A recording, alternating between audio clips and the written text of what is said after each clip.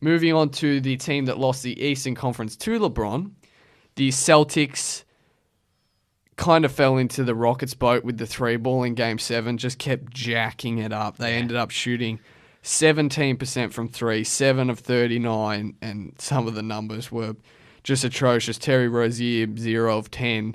I think if you look at it, Rozier, Marcus Morris, Jaylen Brown, and Marcus Smart combined for 5 of 32 from 3. That's a death knell. Tatum and Horford showed up, Tatum in particular, who went up for a huge dunk on LeBron and then seconds later hit a 3, which was a massive moment for him as someone who asked for a follow on Twitter a couple of years back and had a picture of him as a kid. I got probably a controversial opinion on this. I actually think not making the finals was the best thing that could happen for this team. I actually think it's a blessing in disguise because imagine if this team made the finals this year, the pressure on them next year to make the finals would have been huge. Now, yes, they did really well, but everybody can see the clear flaws in their system. And everybody knows they're going to be better with Irving and Hayward coming back. Whether if they made the finals, the pressure on those two to take them back there was going to be huge. Yeah. So they outperformed all expectations this postseason. Most of us didn't even have them getting past the Bucks.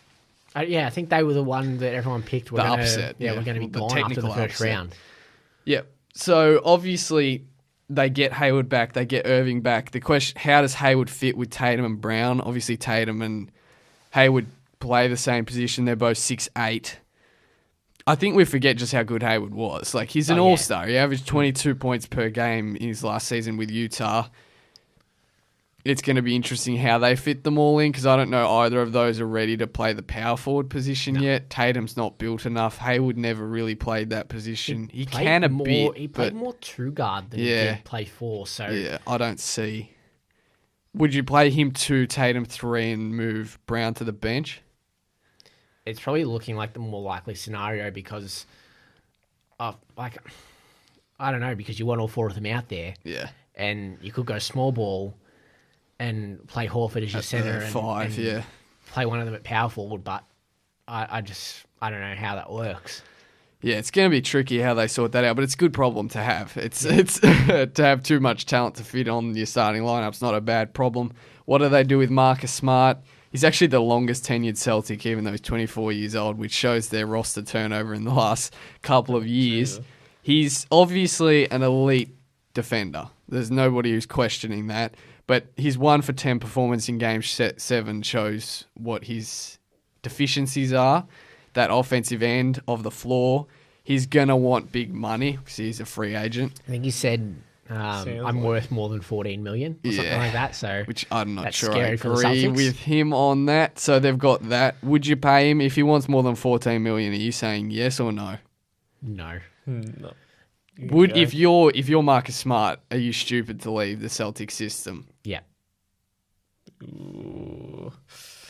It's probably the most money you could probably get, I think, in all honesty. It's the performance factor. It's that system is so good. I guess it depends on what team he'd be going to. Yeah. Because there are certain teams that just need his defense and probably don't need any offense out of him at all. Yeah. But a team is going to, if a team pays him $20 million and then expects him to be a second or third option on their team as well as play defense, you're not paying for the right Marcus Smart. Yeah, exactly. They've also got Rozier, who's going to be a free agent in 2019. For most of the playoffs, he's enhanced his value for sure. That Game 7, unfortunately, took a few zeros off the back end of his contract, unfortunately, with a pretty woeful performance, just 4 points in the biggest game of his career. Now, do they look to move him for assets? Do they hold on to him? He's one of those ones where it's a tricky one of if you hold and have him, Irving, and Smart in that backcourt, or if you try to move him on for another asset, or the big question, do you pair him with a pick and one of Tatum and Brown and go for a home run swing trade? An Anthony Davis, a Kawhi Leonard. Can't be Kawhi Leonard. They've already got a logjam at the 3. That is true. But Kawhi could play. He could play. I guess. The Anthony Davis is the big one. Yeah. They've always been linked with Davis. They clearly want Davis.